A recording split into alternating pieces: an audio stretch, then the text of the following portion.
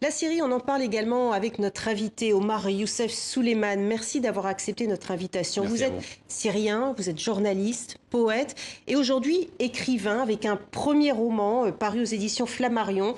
Il s'intitule Le dernier Syrien. Alors il s'agit d'une plongée au cœur de la jeunesse syrienne à l'aube du printemps arabe. Le livre débute en 2011. La révolution s'organise autour d'un de vos personnages qui s'appelle Joséphine, une femme très très positive, qui pleine d'énergie, qui rassure aussi tous les militants qu'elle encadre, des jeunes qui sont coincés entre le régime, les islamistes, la tradition, l'émancipation. Vous dites que c'est un roman. Moi, j'ai lu entre les lignes peut-être même une biographie. Qu'est-ce que vous diriez? C'est de l'autofiction? C'est quoi? C'est vraiment un roman? Je dis c'est plutôt un roman autofiction, est inspiré par rapport à des vraies histoires dont j'ai vécu en Syrie entre 2011 et 2012. C'est l'année où j'ai vécu la révolution qui est devenue une guerre civile à cause de la violence du régime de Bachar al-Assad et les islamistes qui ont profité de cette révolution.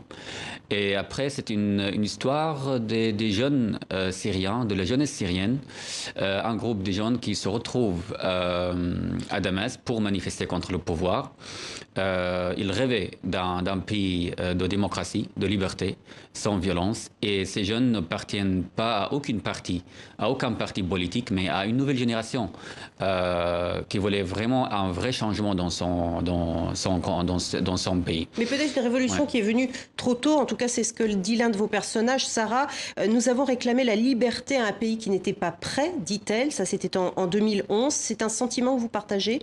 Évidemment, tout le monde, à un moment ou à un autre, il partage ses sentiments. Et en même temps, on avait des autres sentiments. On va arriver. Parce qu'on a croyé d'une phrase d'un écrivain américain qui dit ils ne savaient pas que c'était impossible, alors ils l'ont fait. Et c'était tout à fait la situation des jeunes Syriens à l'époque, parce qu'ils ont rêvé toujours qu'ils peuvent appliquer leur propre liberté dans un pays, même si c'était pas prêt ou pas. Je me souviens, ma mère, juste avant la première manifestation à Damas, m'a dit, quand je l'ai annoncé que je vais manifester, elle m'a dit, vous n'allez pas réussir parce qu'elle a déjà vécu la violence du régime de Bachar al-Assad dans les années 80. Et elle m'a dit, il n'y aura rien qui va changer, le pays va être détruit.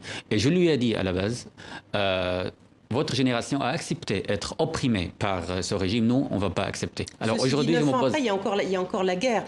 La jeunesse aujourd'hui, elle continue d'y croire, la jeunesse syrienne, celle qui en 2011 était pleine d'énergie. On imagine qu'après 9 années de conflit, cette énergie est quelque peu retombée. Normalement, la jeunesse syrienne, les jeunes syriens de l'époque de notre génération, je veux dire, ils sont partout aujourd'hui dans le monde entier, ou ils sont tués à l'intérieur de la Syrie. Je bats des gens avec qui j'y étais, ou ils sont emprisonnés, on ne sait pas où ils sont exactement. Sauf que, parce que normalement, dans une guerre civile, seuls les trafiquants et les commerçants des armes qui gagnent, ce n'est pas les gens démocrates, malheureusement.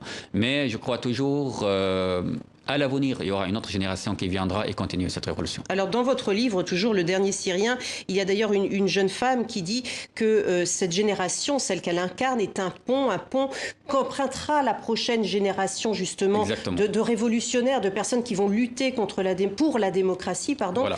Vous pensez vraiment qu'aujourd'hui, peut-être pas vos enfants, mais cette génération entre deux est prête encore à continuer ce que vous avez tenté de mener dès 2011? Aujourd'hui, la situation de peuple syrien en Syrie, c'est vraiment c'est l'enfer à cause de pouvoir d'achat, à cause de l'interdit de la liberté d'expression par rapport au régime. Et c'est pour ceci, c'est-à-dire il n'y a rien à changer. Avant 2011, la situation aujourd'hui est devenue encore beaucoup plus pire, même dans la zone stabilisée par rapport au régime.